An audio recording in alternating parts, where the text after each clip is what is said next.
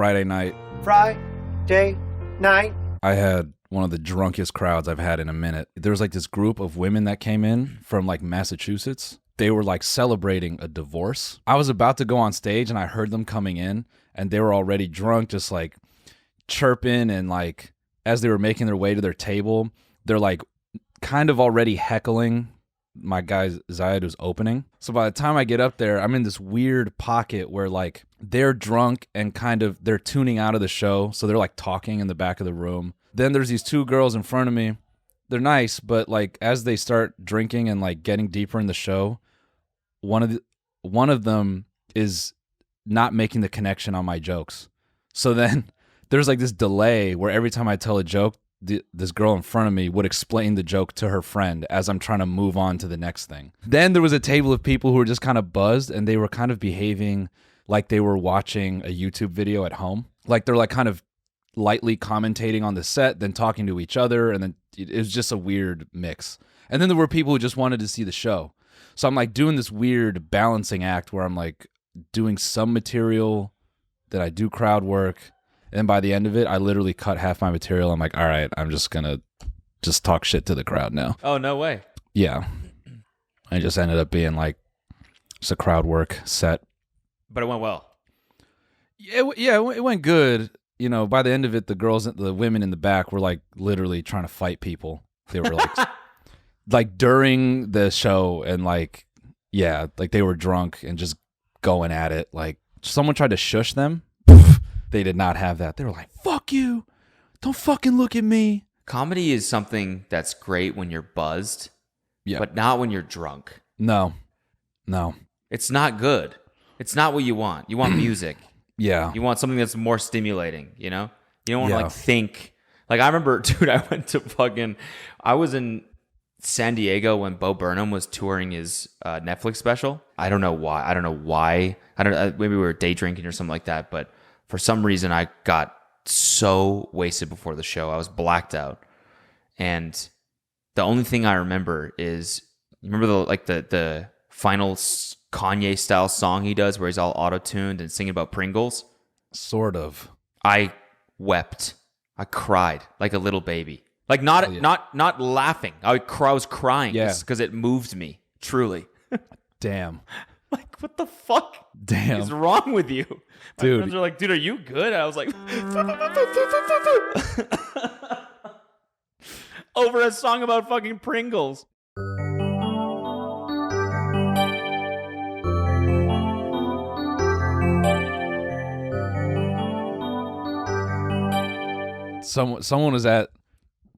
Someone evidenced you as to, or like used you as evidence as to why the show was so good, you know?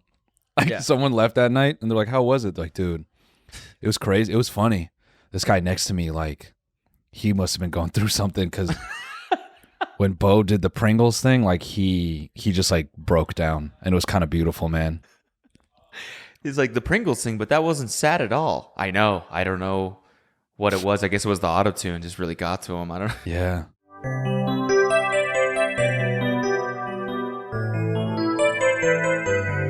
So stupid. I felt so stupid afterwards, because I woke up the next morning and I was like, why did I do that? Like he's one of my favorite comedians right now. I don't remember the show. That's not something you want to do. It's not. Those two things don't mix. Yeah. Wasted and comedy. It just doesn't really. And it's funny, like, as you know, just doing the clubs, I always encounter this. There's always inevitably a table of strangers that wanders in, and they get like the last table, and they just start drinking, and they're kind of in and out of the show. In Kansas City, there was this table of like older, like Gen X type people, and they were they were very fucked up. It was kind of endearing. One of them was fucked up, but he was just like looking to the stage, smiling the whole time. Okay. Like he had like a look in his eyes, just like he was enjoying himself. So I think he was buzzed. Okay. But his boys weren't. And like I think a couple of them had their girlfriends there.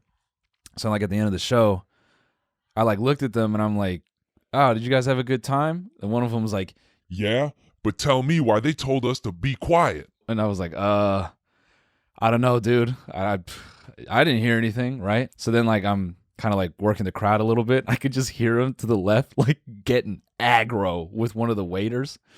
And something that's important is comedy clubs, they do this thing where they hire only a select amount of people. And I realized why all the comedy clubs only serve like chicken tenders and fries and fried chicken sandwiches. It's because they don't actually want to hire cooks.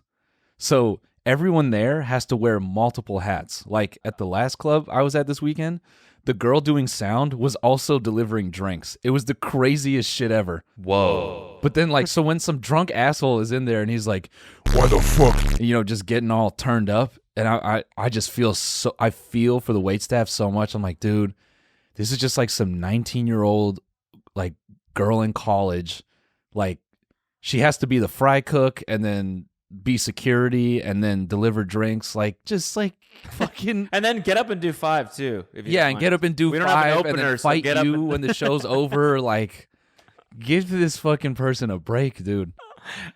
That's such a funny thing to get mad about. Why did they tell me to be quiet? I know, It's a right? show, dude. Yeah, 'cause You're not loud. supposed to be talking ever. But you know what they're like. I'm not even loud.